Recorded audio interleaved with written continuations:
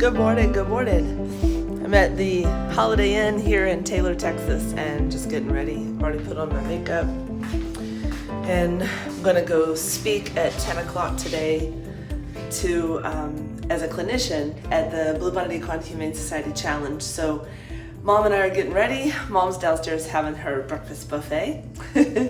Or not buffet, but what do you call that thing? The Holiday Inn breakfast downstairs. She really loves it. And I don't usually eat breakfast, especially if I'm gonna speak, because I'm gonna get a nervous tummy. So I'll eat afterward. I just made my morning tea. And I'm gonna go over to Walmart because I forgot a table cover, and I wanted to get some candies or something to have at the booth. So we're gonna have a booth set up with brochures, cards, flyers, and a raffle for a $250 gift card. Excited to set up the table and talk to people. So when I'm not speaking, I'll be sitting at the booth answering questions about animal chiropractic, and it's gonna be awesome. I can't wait. I love speaking at this place. I love what they're doing. I love their mission.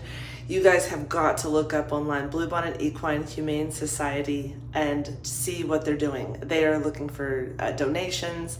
That is awesome. For my birthday, usually every year, I ask for donations to Bluebonnet because we just have so many horses that need help, just so many. So what else was I gonna tell y'all? It is gonna be an 8-hour day, and I'm gonna walk around and see all the horses that are up for adoption. Last year, I believe they adopted 36 horses out, and this year they're hoping to break that record. So they have about 60 something competing, and I'll show some videos throughout the day of the horses doing competing. Why did my glasses look so funny today? Hold on. Oh, no. It was just an image, my bad. So you guys stay tuned for an entire day at Bluebonnet Equine Humane Society's challenge here in Taylor, Texas.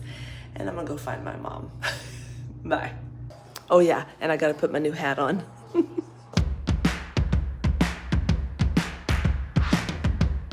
All right, everybody. So now I'm finally here at the Bluebonnet Equine Expo, and I'm coming to see some of the horses that are in the back for adoption before the clinic starts. I got all the horses set up here, and I'm with my handler's children. There's Dr. Jennifer, the founder of Bluebonnet, and we're gonna find this certain horse that we're looking for. See if we can find her. This is where they do all the fostering applications and adopt a horse. So people will come here when they're ready to pick a horse.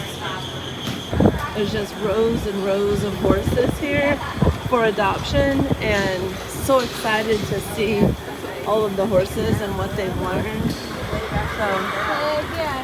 You wanna go see Ruby? Oh yeah. for being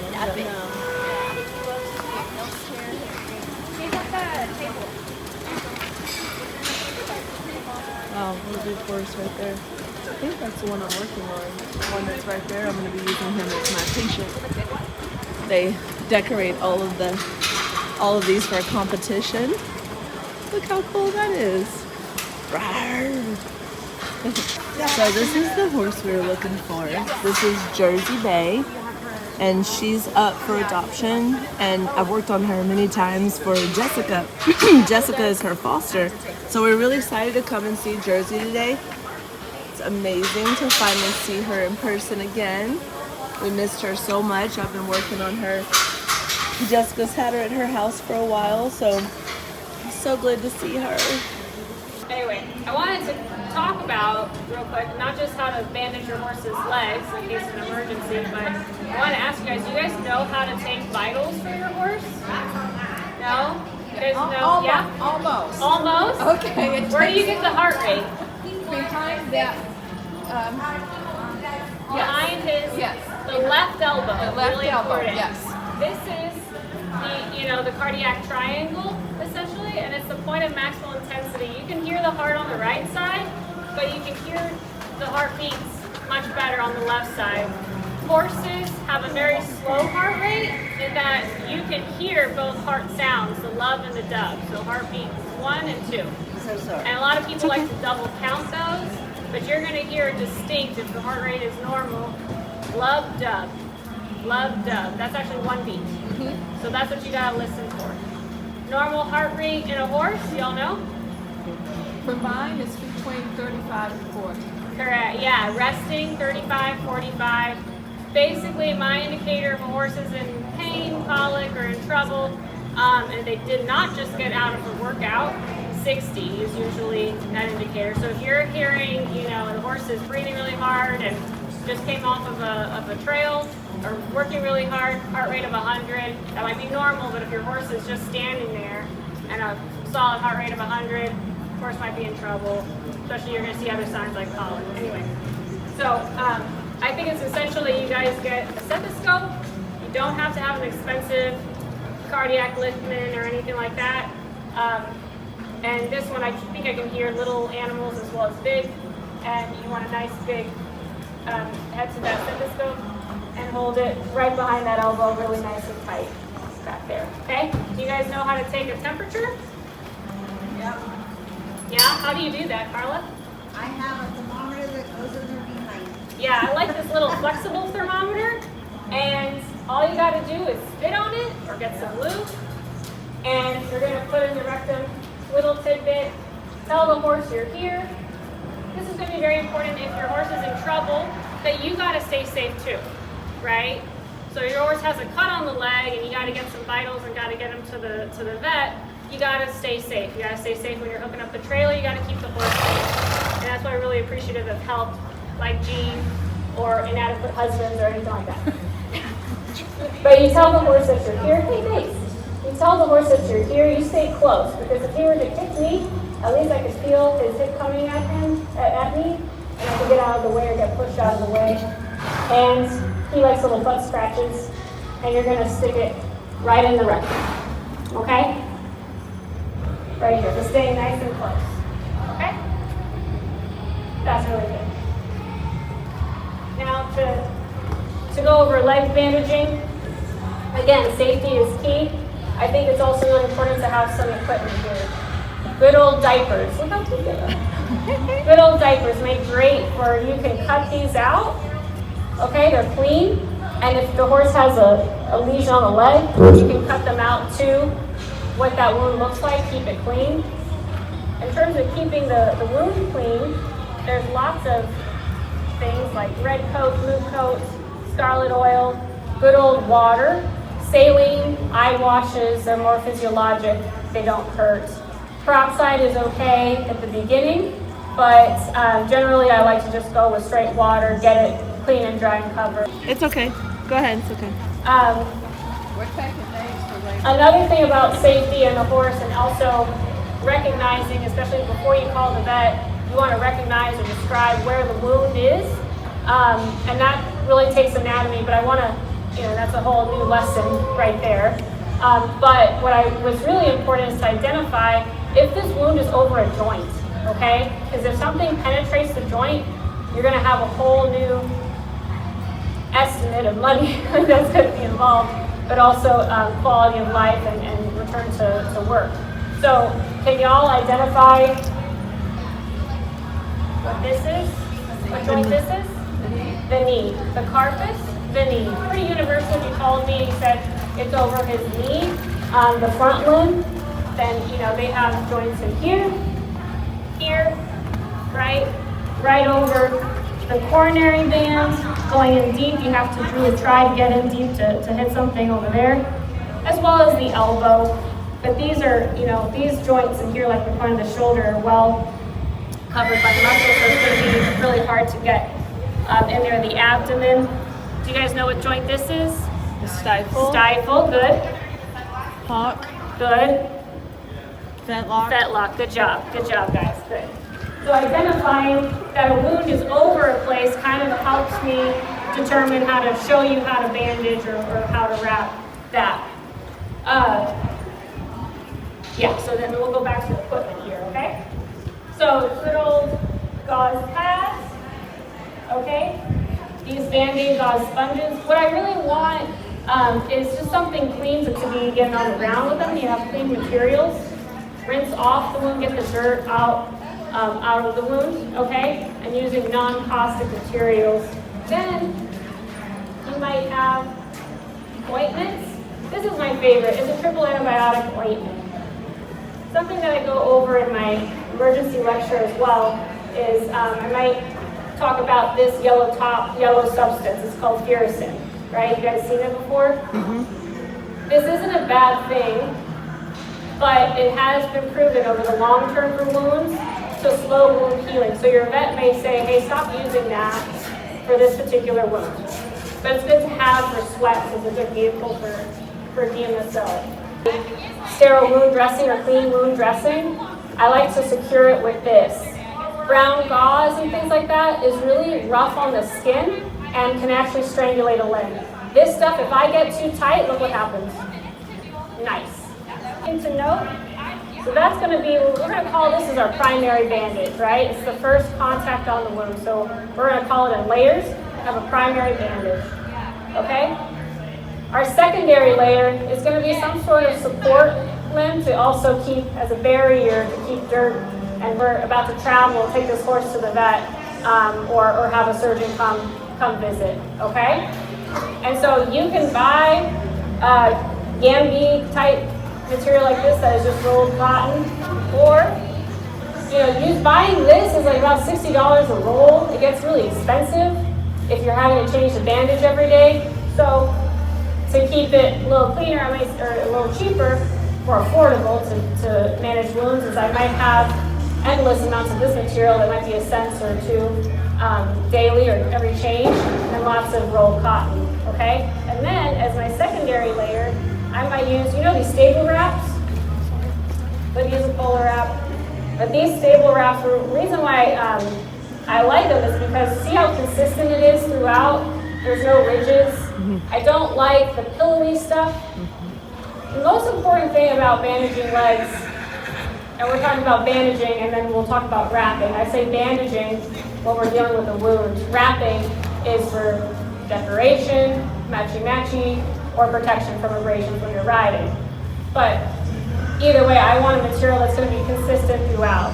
Because the way you get bowed tendons is if you have strangulating material right over this tight top band of ligament. Okay? Case in point. Vet wrap and elasticon, okay? Vet wrap, it's great. If you got a wound, you're freaking out, cover it with a diaper, put some vet wrap on it, and get on the road. Great. Just be careful how you use it. You want to keep the ridges on, you keep the ridges. This is very stretchy and very sticky, but not more stretchy than sticky, which is nice. Okay? So you want to just slap this on and just have slight compression with this. The most dangerous product in here, actually, is this elasticon. Okay? This elasticon, very sticky, not a lot of stretch. Okay? You get this on a limb, stretchy, you can't strangulate. The only reason I use elasticon is just to keep bandages up. So this is going to be part of my tertiary or last layer. It's the last thing I do. Honestly, pretty much I use it maybe on the foot. The hoof capsule is not going to bend and break as much as ligaments. Right? Any questions so far on these materials? We actually cleaned up a little bit, but it was a lot of work, but I put it directly on intact skin, wounds that are healing. Say it's a big wound here in the shoulder. I put SWAT all around that. Try to do environmental fly control as well, and then the daily cleaning. Yeah. All right, and then I have my sterile gauze pad in here, and I'm going to put it directly on the wound and wrap it a few times. And I'm just trying to get this covered. Again, I'm going over the tendons here, so look, it doesn't matter that I go too tight, it just rips off. This is great just to get a little clean after I've cleaned it with saline, put some ointment on it, get it to the vet. This is great, but it's not going to stay here, right? At this point, I may put some vet wrap on if I'm in a rush. No big deal. It's a temporary bandage to get where I'm going, but on a daily basis, if I'm having to do bandage changes on Colby here, I'm probably going to need a full support bandage because this is going to slip, right? Get around his foot or something.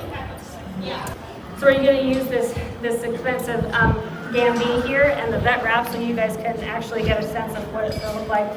You know, they say out of habit, because I was raised as a working student and gotten yelled at too many barns. Out of habit, I tend to bandage or wrap from the outside towards the inside. Does that make sense? Letting the ligaments lay medially. Same thing from the outside, inside on the right hind. Okay? Left fore just seems to be more typical one that we start with. But science says it does not matter. You just have to be consistent.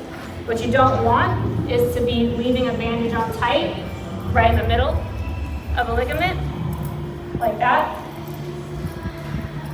You don't want to be doing this. We have to go up to the top of the metacarpal bone, where we can just rely on bone just to support all the soft tissue structures there. Does that make sense? Right? And it's a big no-no for me to take vet wrap or elasticon straight onto this and cut it off right in the middle of this tendon. Does that make sense? Okay. And I'm just going to roll this on. And you can, with this, go a little low down to the heel bolts here, so that the limb has a nice, the bandage has a nice place to stop here, right? And with this material, you actually can get pretty snug. Again, you're not gonna, because you have really pillowy, soft material, and I'm going from the top of the tendon to the bottom and covering all that. I'm really consistent throughout. I'm not gonna strangulate a tendon. Does that make sense? Mm-hmm. Yeah.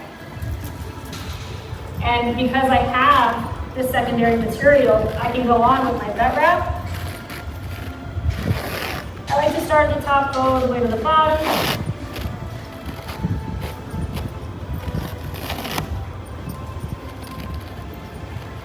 It's not so important that the vet wrap have a lot of wrinkles in it.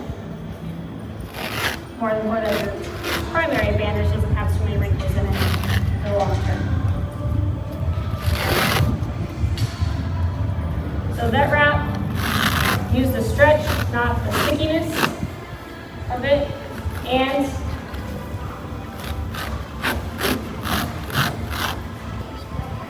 days later, I have the bandage on.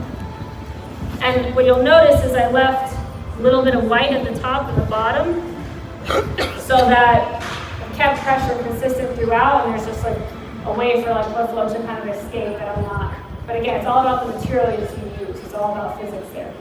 At this point, I would put the elasticon at the top here, and that's it. I like to pre-stretch my elasticon, like I was doing out of habit, up here against like a countertop, and then I can also put it at the bottom. So that doesn't allow any dirt to get into the foot. Make sense? Any questions? I have a question. Yes. When you're putting on the vet wrap, are when you come around, are you just pulling? Are you just opening it, trying to get some more of it, but you're not putting any pressure as you go around? Great question. Yeah, with the vet wrap, because I have this Gambie product, I really could pull wherever. I tend to pull more over the front of the cannon bone, where there's less soft tissue structures out of habit.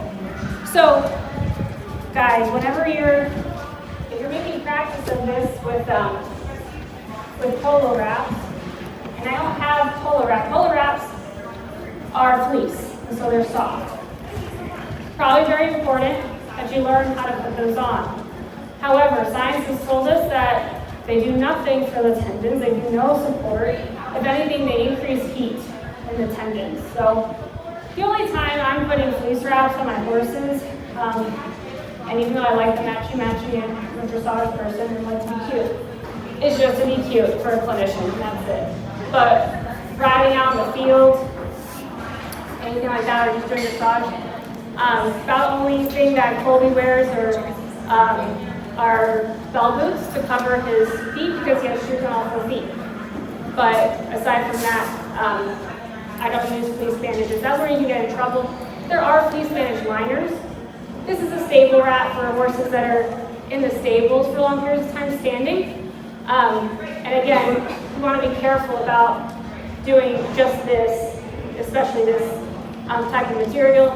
If you're not consistent throughout up and down that leg, you can get in trouble and cause both tendons, bows, or just inflammation of the tendon there.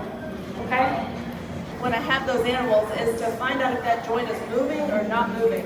Is the joint moving or not moving? So she said, you know, like Dr. Lord said, we want to find out if the horse is even okay to receive an adjustment. So the first thing I do, which my handler is almost back. She's here. This is Jessica, my handler. She's been my handler for almost 3 years now and my best friend. Jessica, the most important thing with having a handler is having them be safe. It doesn't have to be that your chiropractor has a handler that they pay for to come with them. But say that the chiropractor comes to your place and they don't have, they show up with no handler, and now you're the handler. Let's talk about safety. So the first thing I'm going to show you is safety, and then we're going to go through visual inspection and checking joints if they're moving, how I do it. So Jessica will always want to have her eyes on me. So Jessica, simulation. Same side as the horse. I switch sides, same side as the horse. The handler and the chiropractor must be on the same side of the horse at all times so she can see what I'm doing and tell me if I'm safe. Now I turn my back this way, Jessica. I can't see what the horse is doing. So now Jessica is my safety check. Jessica will say, hey, back off. You know, like let go or get away. If I'm here and I'm working on the horse this way, I can't see the head of the horse.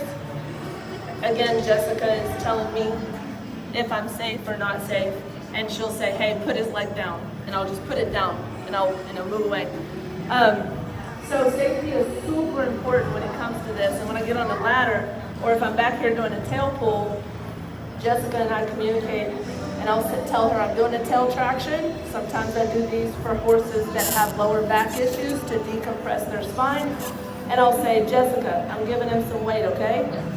25% of my body weight, 50% of my body weight, 75% of my body weight, and 100% of my body weight. And at this point, it's most dangerous because I can take off skiing across this arena. So Jessica's job is to make sure he's not moving forward. So safety is really important for you and the person working on the animal. So if the chiropractor shows up, make sure that you ask them. The next thing I'm going to do is I'm going to ask the owner, which she's not here, but I already spoke to her, is there anything going on with your horse that you'd like to address today? And she said he had swelling that just kind of showed up in his legs, which she mentioned during her presentation, that he had some swelling. From here, she said a valid point. Dr. Lord said, I'm not a dentist, I'm not a farrier, and I'm not a chiropractor. So I'm expecting you to find it and help me to make sure my horse is in alignment. The horse can't tell us if they're in alignment, so we want to make sure that I check every single part of the horse. So y'all are going to watch me. I'm not going to talk while I'm doing this because last year I tried to talk and it was just a mess. So I'm just going to do what I'm doing to feel all the joints, and I'll call out what I feel. Does that make sense? I just think that, me talking while I'm doing it takes away from it.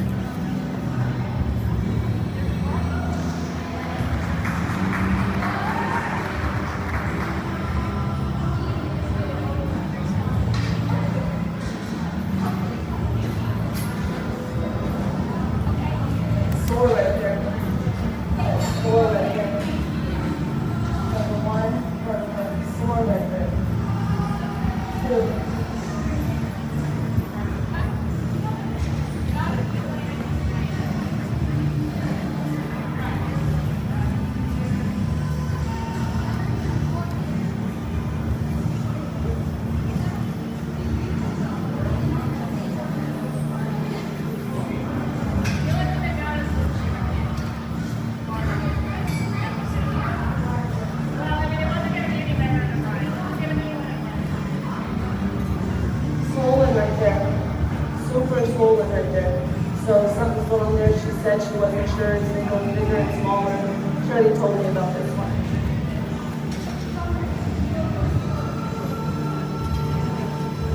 Do both sides of the horse. Touch starting from the eye, going over the body. So we're right there too. So we're right there too.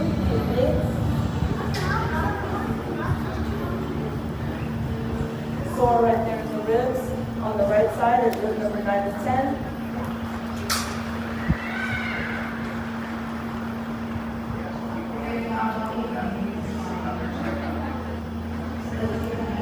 Okay, so that's just checking for sore. I then run my hands underneath, so I'm going to check and feel sore right there.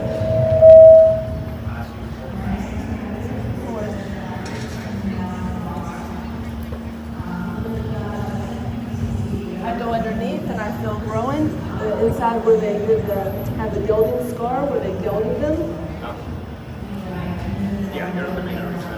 I come up into the side of their rectum right here. There's a ligament inside there, and I'm just feeling to see if that's tight or loose.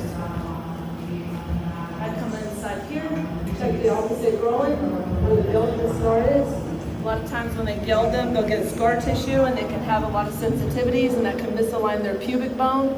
Horses have pubic bones just like we do right here, and they can get pubic bones out, and they'll stand very tight in the back like this. If their pubic bone's out, sometimes they'll stand like this, sometimes they'll stand like this in the back if their pubic bone's out of place. All right, so we found a couple of sore spots, so that's how I start. I didn't find anything besides the swelling in the left elbow, and then I found soreness in the neck. He pulled away, so we have a pole issue, we have an issue here. I'll also check the TMJ joint to make sure it moves side to side. And it doesn't move left. So when I try to pull it that way, it doesn't come. When I push it, it goes.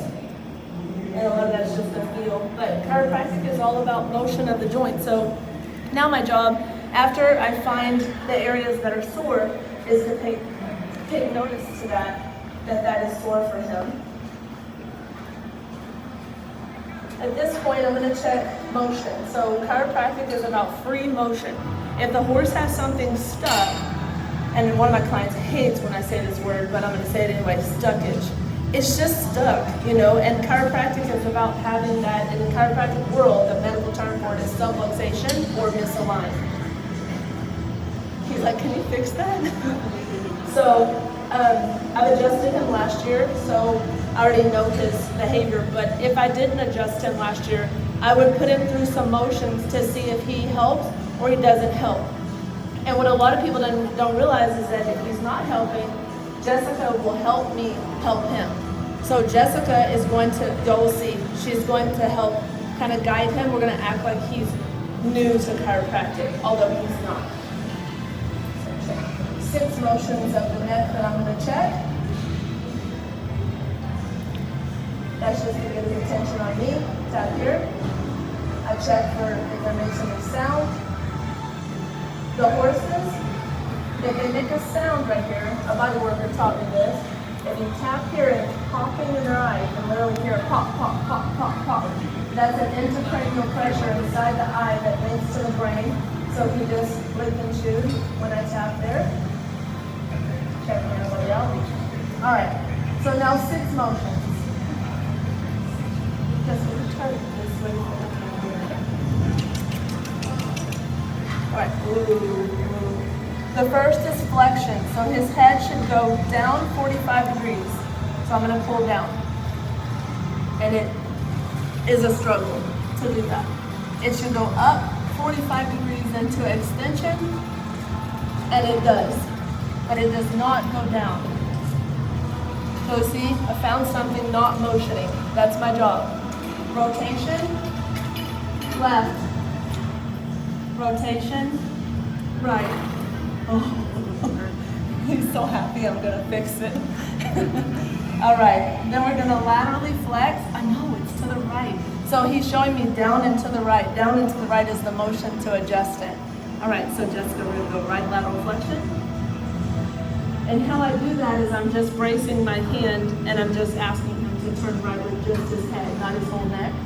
And then I put my hand here. Now he can do lateral flexion, which means that the joint is not stuck left or right. It's not this way or this way. This is the atlas. This is the occiput bone. We have one too, right at the base of your skull. And then we have the first vertebra. The occiput and the first vertebra, they call the pole, is not moving for him into flexion. He feels it, so I'll test it by pressing on it on the right and pressing it on the left. Pressing on the right, and he says, ah. He shrinks his head down like, that hurts. So what I'm gonna do is I'm gonna go ahead and adjust this for him. This part, the motion part, you guys can check at home. But the adjustment part, no, obviously. So we're gonna do this adjustment on him to help. Now, a lot of chiropractors go quick and walk away. I hold him and just let him know that he's safe, because I think that's what you see in videos, like pop and walk away. It's not supposed to hurt. I mean, does it hurt when you get adjusted? I mean, maybe at first we feel it, but once it's back in place, it's just amazing relief for the horse. All right, so now we're gonna ask him to extend, and this is just testing it all out.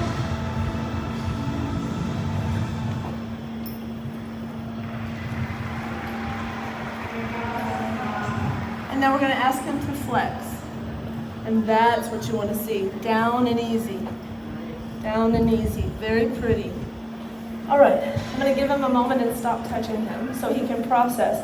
Now, chiropractic is very important to wait after an adjustment. I mean, like 30, 60, 90 seconds. Like, what did you say? All right. Okay. 30, 60, 90 seconds. That's what you're waiting for. So if chiropractic is done fast, it doesn't allow the horse's brain, which works 10 times slower than ours, to process the adjustment. They have proven that a horse needs time. They have a smaller brain than us. So his brain, which is not between his eyes, like some people think, is actually right above his eyes, right here. His brain is about the size, I've dissected one before, his brain is about the size of my fist, maybe a little bigger. And our brain is, like this, and his is like this. So it's located right here, and he has to think that and feel that that motion is better. He has to take time. Now, licking and chewing, and I'm going to go a little deep with y'all, so I know y'all probably not awake. Hope you had your coffee. But the nervous system is super important with this nerve called the vagus nerve. V-A-G-U-S, not Las Vegas, but Vegas, V-A-G-U-S. A horse has a vagus nerve, and the vagus nerve is really important. You're welcome. You're welcome. A vagus nerve is really important because that licking and chewing is activating it. It's the first layer. So licking and chewing, okay, that's great, but they'll lick and chew to get away from pressure too. They'll lick and chew just to feel safe. But lick and chew after the adjustment is processing that movement, and then the yawning is the maximum activation of a part of the horse's brain called the opioid system, which is their ultimate feel-good. I just did. Good. I'll wait for them to finish, and I don't know why, but for some reason I think it's because this number is special, but horses always yawn about 7 times after you release their pole.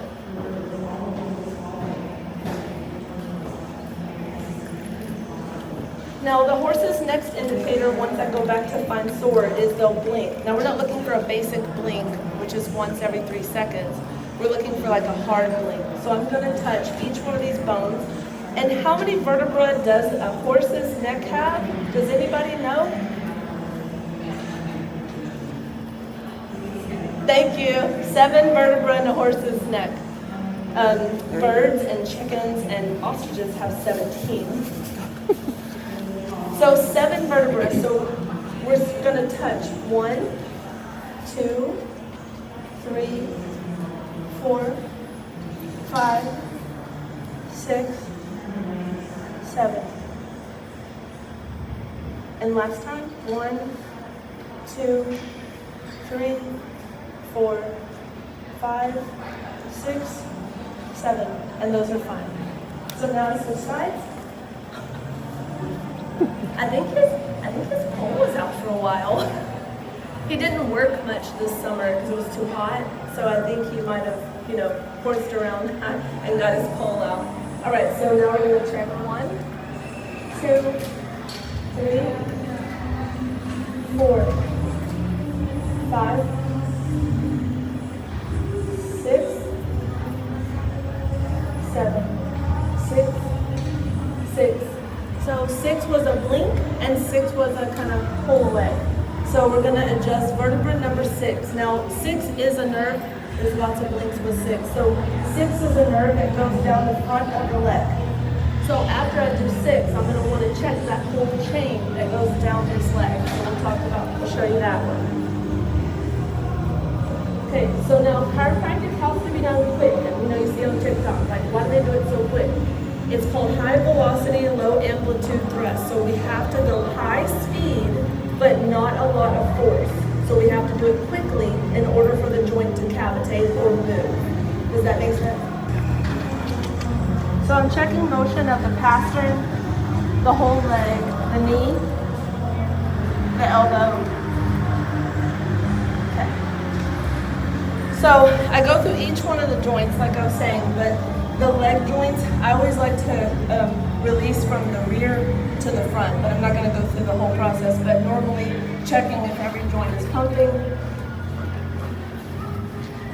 And I don't have a ladder today, so.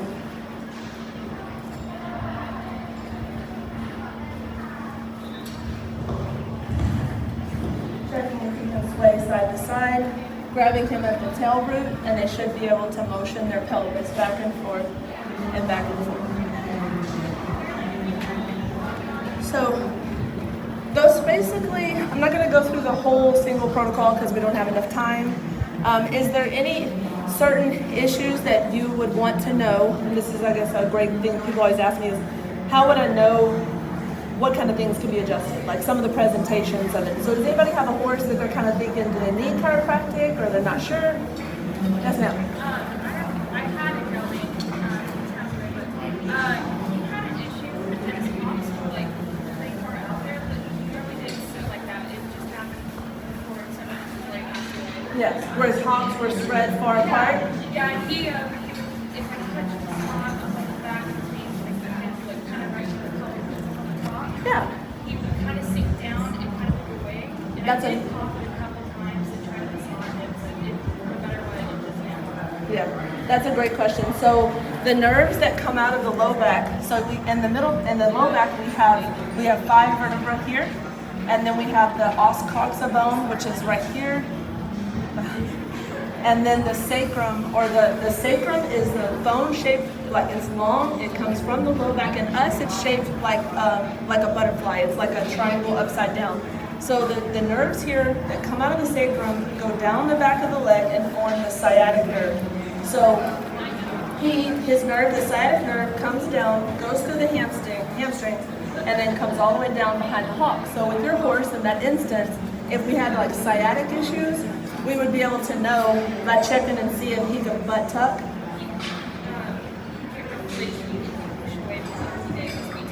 Yeah, so that basically means that there's some sort of inflammation inside of this joint. What I find a lot with horses like that is the pelvis, which a lot of us see them pop it this way, that it actually needs to go this way. So in that instance, when the legs are far apart, what I do is I come underneath this bone, and then I wait for him to lean on me here, and then I push it up, and I adjust it the other way. So a lot of chiropractors come down like that, and that would be a different move. And they dropped it out like that. I like when they drop it, and then push it like that.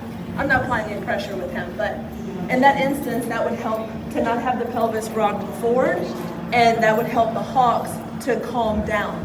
So what's happening is his hocks are normal like this, but when the pelvis goes forward on the right, it causes the hocks to bow out. Make sense? So a lot of chiropractors do that when you see them pop it this way. But we also have to remember that what can come backward can also go forward. So maybe ask for your next horse, ask the chiropractor, could it be forward? Yep. We have another question? Yeah, there's a very good stretch for that. I'll show. Y'all can see me okay, right, from this position? Okay. So if this horse, if I pushed here and was very sore, I would want to check the adjustment here, here, and here. So I'm going around that to check motion. So let's just pretend that he has that soreness right here, okay? The stretch you're going to want to do is this. You're going to want to hold the fetlock and hold the knee and come across the midline and just hold. And like I said, it takes time to process. So we'll just hold this stretch. And that's stretching here, all the way behind the elbow. He said, too much. I said, give him a foot back. Now, we can go straight and just be here. And we can let him process that instead of trying to cross first. So that the crossover move is quite aggressive, but the straightforward is less aggressive. So this is going to be just up. And sometimes I'll even grab here and never put my knee on the ground, but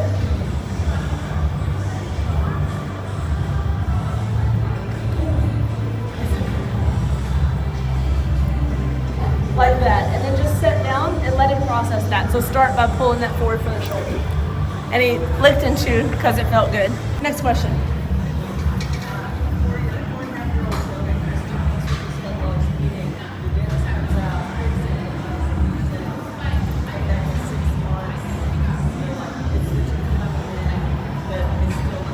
Okay, so 4.5-year-old gelding, when he's eating, turns and cocks his head to the side. The dentist came out and is still doing it. So what I would start with is checking the 6 motions of the neck and figuring out which one he can do and which one he can't do. Because biomechanical is when he starts to chew, if he can glide side to if you can glide side to side, we can check how he chews with our finger. So you put your finger in the cheek and pull really far out so you don't get bit. And we can see how he's chewing and if his head cocks or not. So if his head's not cocking with doing this, it's like, well, why does it cock when we put it down? So maybe putting it down, that's showing the misalignment. Does that make sense? So now I would then go through the 6 motions. Flex, extend, rotate, rotate, left lateral, and right lateral. I would go through those motions and you're like, whoa, my horse can't rotate to the right. So say that your horse couldn't do this motion and it was super, like this is how much he had. He needs a chiropractor to adjust the connection between the occiput and the first vertebra. Next question, please. Yes, ma'am.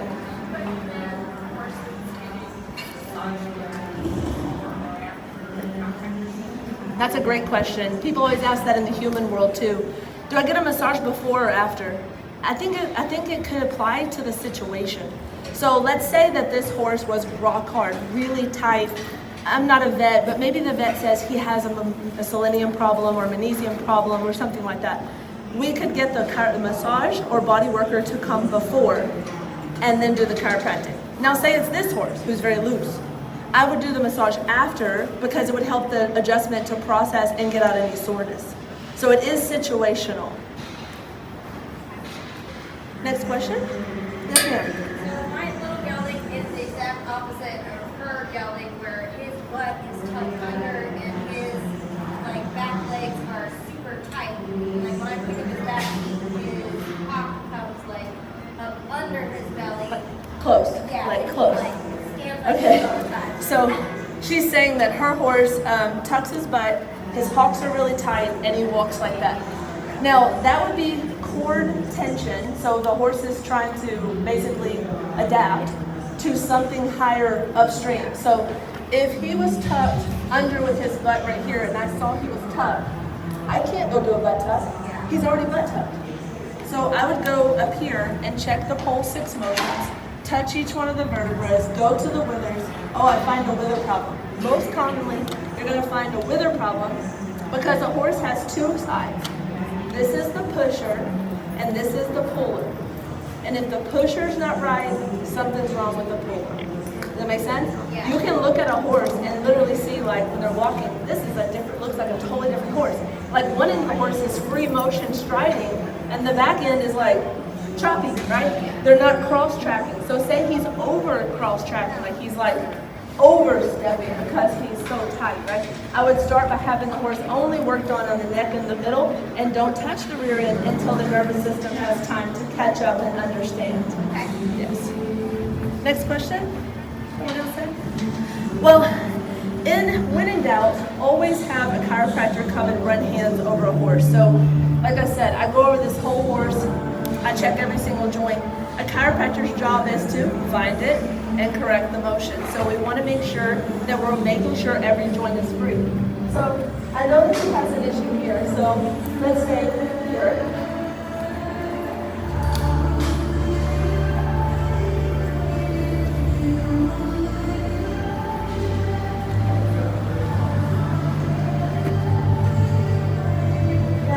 Stretching can be done on the horse to help, but chiropractic is going to move the joint so the joint is corrected. So to stretch the horse's front legs, like I've already showed that one, you can come to the front. To stretch the horse's back leg, you're going to only go the limit that the horse allows you to. So I start low and slow, low and slow. I want to get to the front leg, so I can crouch down, but you can bend over here and just hold low and slow. And going the pace of the horse, and what this is doing is stretching the hamstrings all the way down the back, but also helping the low back. I'll hold right here, but if you'll let me, I'll do more. And that's it. So that's a good stretch for their hamstrings and their sciatic. With the lady's horse over here that's already tight, I would go the other way. So I would only go the other way. I would go back, brace in the leg with my knee, and just hold here to help the tension to remove the slack.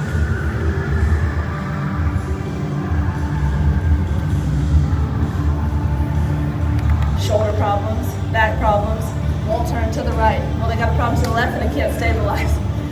Dressage horses won't jump, won't change leads without pain. There's something under the chest that's wrong, maybe a rib or maybe the sternum, or because when they jump over those big jumps, they come down and they misalign things in the front end.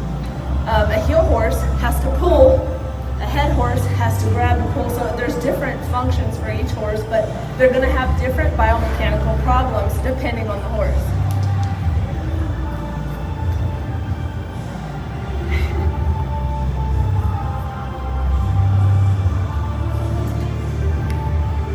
So the things you can do at home to check, she was saying, reflexes. So I'm going to show some reflexes, but Mom, can I have my keys? I forgot, I don't have my nails and I forgot my tools. Forgive me, I was unprepared. But you would take the back of a hoof pick. Back of a hoof pick will do this just fine. Take the back of the hoof pick, not the sharp part, but the rounded part. And if I wanted him to rise up to stretch his middle back, I would go right in the center, and I would go here. I'm not pushing very hard, but he also knows it. Some horses I do have to push harder. You can also do butt tucks, which I think the body workers have shown this before, but I stand to the side of the horse. I come one hand's length away from the tail, physically turn him to face his butt to the crowd so that they can see. To find a horse's reflex tuck, put your hands at the root of the tail. One hand's distance over, you're going to be in the groove of the sciatic nerve, which is the crease to the hamstring. Can y'all see that? So we're going to one hand's distance, and we're going to come up. And I'm not applying a lot of pressure. It's maybe enough to scratch your own back. It's not a lot of pressure, but go a rule of thumb is hand there, stand to the side. The only thing I've ever seen them do to hurt me in this move is step sideways and they grab my foot. And then I lean in and don't move until they get off my foot. But right there in that crease, butt tuck up, we'll stretch the spine, and that helps remove tension in the whole spine by stretching the spinal cord. Now you can also check the tail movement if you want to try to pull him over. He's really strong, so he's not trying to let him pull over, so there's no issue there. Some horses will have issues and I send them to the vet. If I pull and I can pull them towards me, that's not a good sign and I'll call the vet. I work with the referral of a veterinarian, so I work with about 38 veterinarians around Texas, and then if I find something, I would call Dr. Lord and say, or she's the owner and the vet, but I would call the vet and say, that's not right, I don't think I should adjust that. I think that may be a risk. Tuning on me.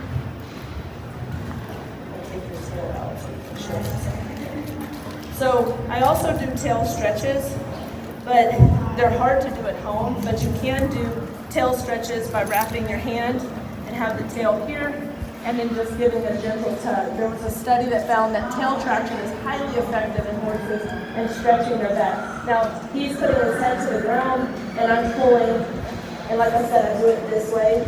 If you trust the horse, you know, they're not gonna, I haven't ever had a horse try to kick me, and I've done thousands, so. Okay. All right. That safety line, like just the ears bent back. That's a great question. God, you ask great questions. So, I'm going to give you a scenario, okay? I'm at a job in Madisonville, Texas, and it's a great barn. These are very expensive horses, and it's a roping horse, okay? The horse is a mare. She's only 14.3, so she's not too tall, but she's a really big girl. She's like 1,300 pounds. So I go to ask for her foot, and I go back here. Relax, relax, relax. Good. And I go back here, and I don't know this horse. It's my first time. And I'm waiting for her to stop moving her foot so that I can check the pasture. Well, all of a sudden, this foot started going and going and going. And I said, Jessica, what's happening? She said, let go. I said, okay. I stepped away like that. The horse sat down. Sat down. And if she hadn't said, get away, I would have broken my back. And it happened to a farrier that we know. The horse sat on him when he was trying to do the feed. They slid back, sat on him, and he fractured his back. So the job of a handler is really important. She and I are constantly in connection. My mentor said, if you do this right and you do safety, you will never have a problem adjusting a horse. He said it's been 45 years of him being a chiropractor in Colorado. He's never been kicked, he's never been bitten, and he's never been hurt. So it's all about safety. And in that message, I want you guys to also know there's only 2 people in the state of Texas, 2 professionals that can adjust a horse. A human chiropractor certified to adjust, or a veterinarian. Those are the only 2. If they show up at your property, then they're $55, $75 an adjustment. They never went to college. It's a risk for you and the horse. Because if they're on your property, it's just more of a risk. So you want to make sure you know the credentials of the person you're hiring. I charge a higher price. I charge $250 a horse. You know, there's a guy charging $75. You pay for what you get. And the same's true in any profession, right? Any profession. So Jessica and I travel around mobile area all over Southeast Texas. We don't really go north. We don't really go west. But we travel around, so I think that's about it. That's all I have for y'all today. If y'all have any questions or want to talk to me privately, just let me know. Oh, last thing. Hello, YouTube. I do have a YouTube channel called Animal Ranch Care with Dr. Lauren. If you guys want to follow me around Texas and see what I do, I show adjusted chickens, turkeys, cattle. I adjust chickens. Yes, I adjust chickens.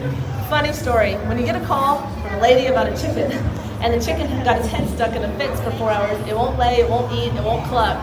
I just said, well, I gotta find the problem and fix it. So I found he had an occiput and first vertebra problem, and I popped his neck and shook like crazy, and within 5 minutes he was eating and drinking and clucking. So one of the original chiropractors in 1896, Mabel, she said, she was adjusted duck for the first time. She said, well, we're either gonna have dinner or we're gonna have a well-adjusted duck. All right, yeah, thank y'all. See you later, YouTube.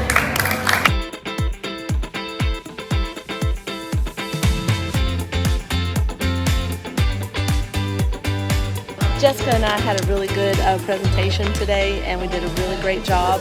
We had a lot of great attendees and great questions, so I think it was really good educating the people about why, chiropractic, when they need chiropractic, and how you have to have a damn good handler. I said another cuss word.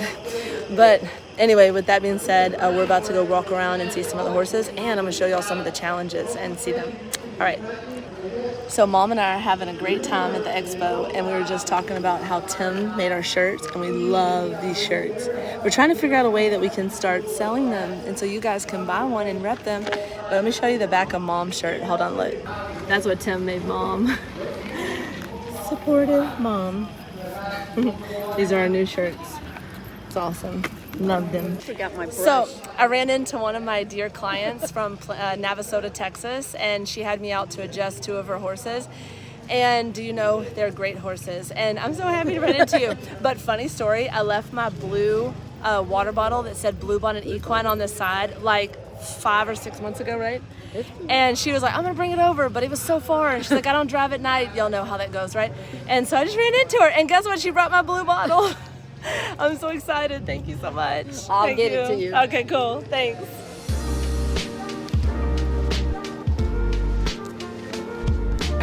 There's so many vendors here, and there's like all kinds of horseman vendors.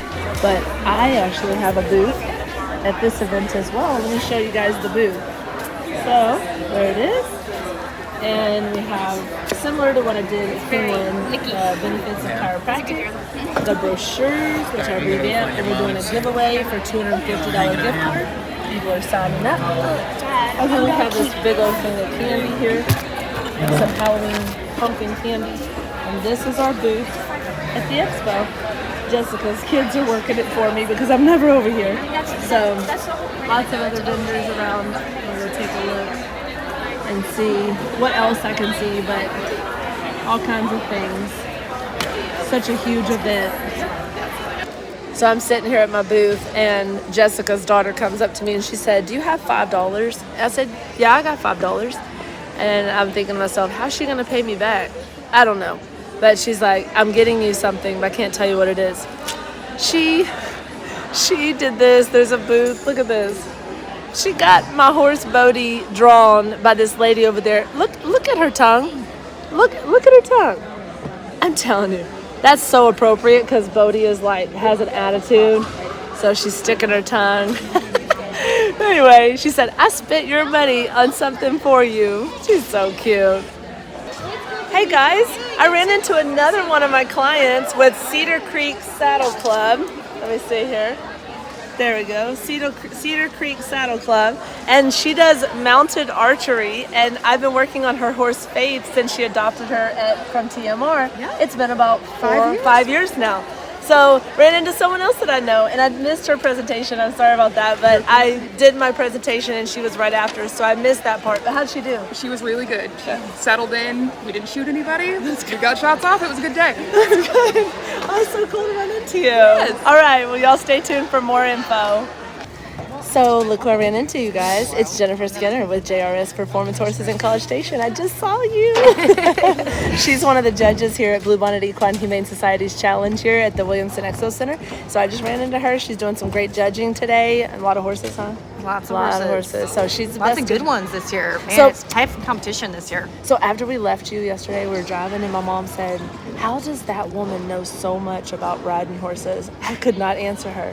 What is your background in riding horses? Oh my goodness. So I started in like AQHA quarter horse all around showing. So I showed hunt seat, Western pleasure, equitation, all that.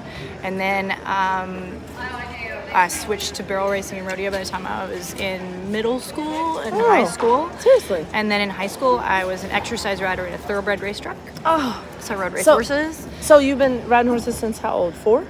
5? I was 7, I think, when I first started lessons. Wow. So and actually, my parents lived in town. We didn't live out in the country at all. And my dad thought that I was a lot. And he thought that if he could get me horse riding lessons outside of town, that maybe it would give some direction. Go that way. Go that way. You a little handful.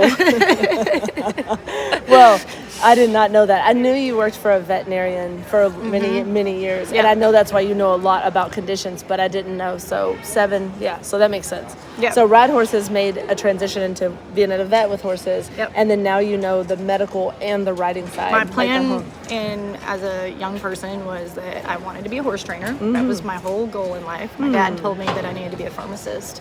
And that he's like, no, you can, we got you this as a hobby. You're not supposed to do this for a living. And he's like, no, you got to get a real job. He literally made me a picture that says, get a real job. Oh crap! And and now you got a ranch with all these horses and breeding program. So then I decided when I was 16 I wanted to work at an equine vet clinic because I said a good horse trainer has to know a horse medically inside and out.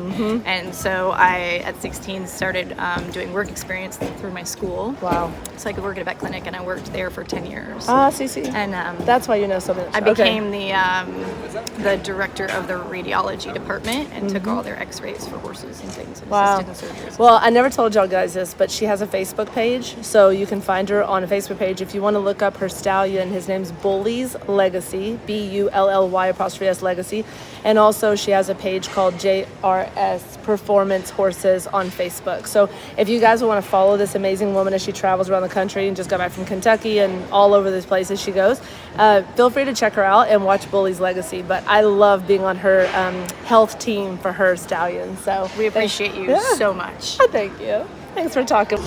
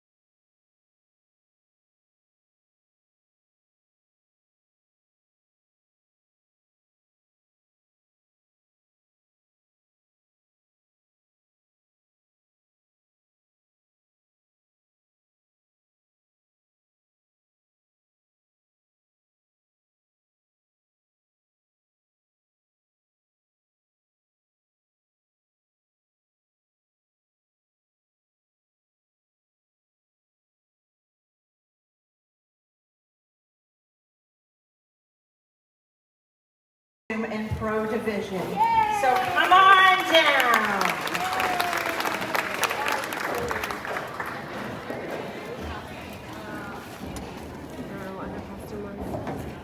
I know what horse she had. I can't remember her costume. Well, you guys, everybody's packing up, but it's not quite over yet. They're doing the awards for who won and the challenge for competing and the obstacles and the freestyle. So they're doing those awards right now. And we're not gonna take down the booth until it's over. So I wanna show you guys how many people signed up to receive information about animal chiropractic and to possibly win a $250 gift card. Check it out. All right, well, it's over and we're still have our booth, but I just wanted to show you guys. I turned that over for privacy, but we got a whole list of names of people that want us to come to their barn and check out their animals, and I'm super excited about that. They also entered to win a $250 gift card, and they liked us on YouTube and Facebook. So it was a very successful event, got to meet lots of people. Well, you guys, I just found out that after all said and done and everybody adopted a horse, that Jessica, my handler and my friend, adopted Jersey Bay, who's her foster, and she's gonna go back and hang out with Bodhi. So this is Jersey Bay, and I'm in the stall with her. She's eating, and her her little sister braided her hair for her so she was cooler on her neck. So that's a little tip. You can braid it and open up that airflow so they're not so hot. So good job, Lexi. Hey, Mom. Haven't really seen you much today. I know. You've been volunteering. And my mom volunteered for 2 hours at the check-in and 2 hours at the TAC. Which one was harder? The tack, because you had those dang gnats buzzing around your ears or getting in your ears and your eyes. Oh, no, y'all had gnats? Aw. Yeah, So, like no see 'em. Mom showed up. She was covered in sweat. You have any water? Do you have any water? It was very hot. Very hot and dry here in Taylor, Texas, outside Austin, Texas. Well, anyway, are you ready to go? Yeah. Yeah, I'm ready to go too. A headache. You get a headache? Aw. No water. I know, It's no dry water. up here. I know, we gotta get some more water. Well, we're gonna go find someplace to have dinner after we break down this booth. And then you think we're going to bed early? I think we're going to bed early. Not unless there's a party going on somewhere. Oh, well, there's a party, but we don't drink. So, no alcohol, no party. Just kidding. We'll watch a movie. Okay. Okay, we'll watch a movie. All right. We'll see y'all later, guys.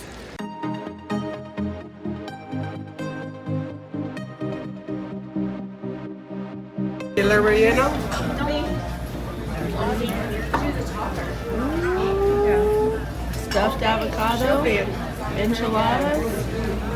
Wow. Amazing Mexican food. If you're ever in Taylor, Texas, try Monarca's Mexican food. It was so good. Until next time.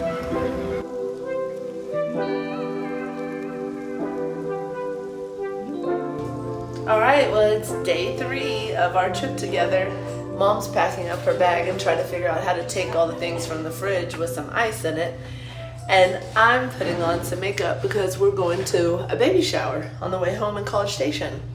I don't have my makeup on quite yet, but Tim made us some really cool shirts. Mom, what does my shirt say? Can you read it? Rule number 1, the chiropractor is always right. Rule number 2, if in doubt, refer to rule number 1. I don't know why he made me that. And then let me read yours. Here, turn around. What'd yours say? Hers says, I'm a chiropractor's mom, so don't hate me just because I'm a little cooler. My husband's sense of humor is so funny. Anyway, we're going to this baby shower for McKenna, who was my horse Bodhi's previous owner, and she's expecting her first baby. So follow us along on the way home. If you guys ever have to stay anywhere, try to stay at Holiday Inn and Suites in Taylor, Texas. They do things top notch. We were just checking out and we told her how much we loved the breakfast with the cinnamon rolls, and she said, stay right there. Watch. This amazing woman right here at Holiday Inn and Suites in Taylor, Texas, she just gave us a whole tray of cinnamon rolls because she says, don't tell anybody. Don't let anyone know. No, but she loves animals, and she loves that I help the animals because she rescues animals too. So she told us, stay right there. She's like, that's why I told you to stay so well, because I have rescue dogs. Thank you. Thank you. Great hotel, and they do the utmost things for you. And let me tell you what just was melted my heart. I was going to have breakfast this morning at the breakfast, and I was by myself making my mama a plate and surprising her in the room. And when I was making the plate, they had Jesus playing in the back, and this woman was just blaring Jesus music, so I knew I was in the right place. Anyway, y'all follow along. Now we're on our way to College Station, Texas, to McKenna's baby shower.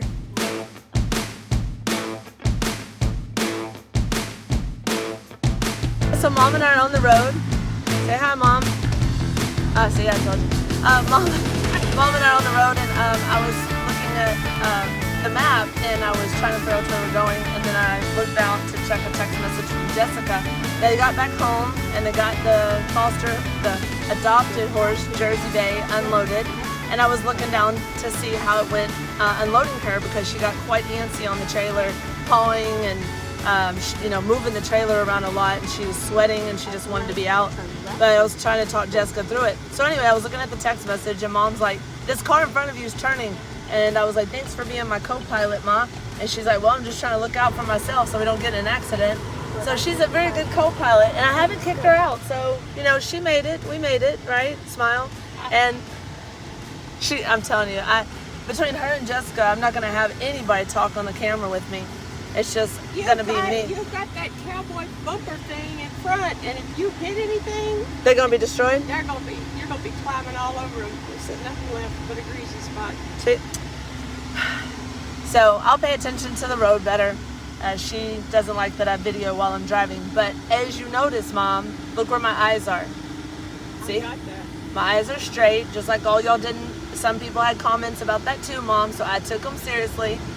But I'm looking straight while I'm videoing. But the thing is that I think Jamie and Lester video when they're in the car. I don't know if everybody fusses at them or not, Mom. I'm not riding with them. Well, you're not riding with them, but you're riding with me. And you can set your boundaries, and I have my boundaries. And, you can say your boundary is that I look straight and I don't video you. Well, you can't say I don't video you because, yeah. But Mom just helped me. We got a gift for McKenna, and Mom was so nice. She sweated on the back of the truck while we put the present together. And we went ahead and got Tim a little gift. Got him a few things on the road to surprise him. He just realized I was videoing and hitting a button on my steering wheel, and I did not hold the camera well, so I'm going to hold it like that for just a moment. But what I was saying is that I'm thankful for Tim, so I got him a present, because I couldn't do all the things that I do with the two companies if it wasn't for him. And taking care of all the home and making all our great t-shirts and taking care of all the animals and, making sure that I have good food to eat and making sure that all the house is clean and the laundry's done, and he's just a universal all-around man. So I got him 3 different presents he's going to be excited to see when I get home, or maybe me coming home. He washed my car. Oh, he washed her car. I left it there, and he said it was dirty. He washed it. See, she left her car in the driveway, and he washed her car for her. Such a great guy. I was just kidding. I asked him to wash it and wax it, and I was just kidding. So she said, wash my car while it's here. She wasn't serious, but maybe she was because it was super dirty. And we called him this morning, and I said, what are you doing, my love? And he said, I just finished washing your mom's car. What a great guy. We're going to come home with a present for him, and maybe we'll pick something else up along the way if Mom lets me stop somewhere else cool. But I think we've had a pretty good trip, don't you, Mom? All together, it's been a great trip. Oh yeah, it was cool. We've done a lot of great things. We got to hang out with Bluebonnet and see all the horses compete. Mom got to volunteer, and she's learning that she doesn't like to volunteer outside. She likes to volunteer inside. Yeah, the gnats. The gnats, yeah. So, well, we're driving a different route on the way home. We're going through Lexington, Texas, Caldwell, Texas, and we're ending up in Bryan, Texas. So Lexington, Texas, Mom, is the home of some really great hamburgers and barbecue. Okay. So there's a place called Herc's. They sell the best burger I've ever eaten. There's a place called Snow and Snow's Barbecue. Yeah, that one's really good. And then there's another new one. I can't remember the name, if it's Toby's or... I don't know. I can't remember the name. Somebody have to look it up. It might have been in Texas Monthly or... Yeah, it could have been in Houston Texas Chronicle Monthly. Food Critic. I don't know. Actually, wait a minute. What? Have I been to this place right here? Oh, no, I haven't been there before. I thought this was this barbecue restaurant we went to. Well, anyway, so we're on the road trip home. And I would have to say, road trip home with you is always more fun because you're ready to get the hell away from me. So... It's like being around myself at a younger age. It was not a good age. Well, Tim says it's like wrangling a Tasmanian devil, or I say Tasmanian angel. Poor Tim, when he gets us together, he just goes apeshit. Well, yeah, so we're coming up on Thorndale and Rockdale, Texas, so I guess I should pay attention to the road for a little while. What do you think? Yeah? Yes, please do. Okay. All right, I'm going to get off here. So,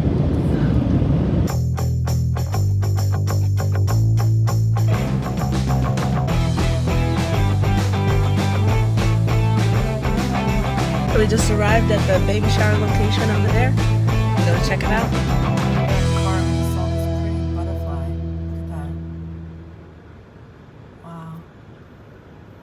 He's getting some nectar out of those flowers. That's cool.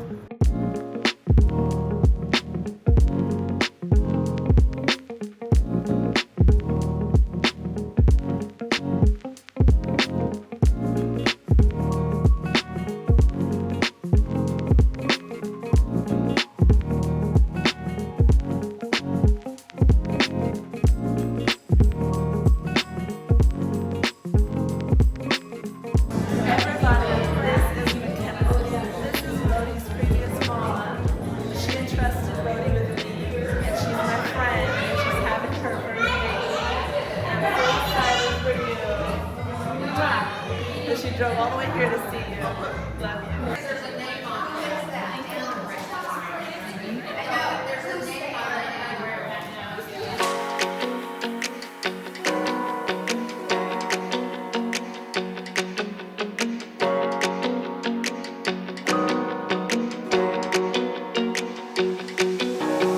Alright, well, Mom and I are leaving the baby shower. We're headed home, and it'll take us about an hour to get back home from Bryan.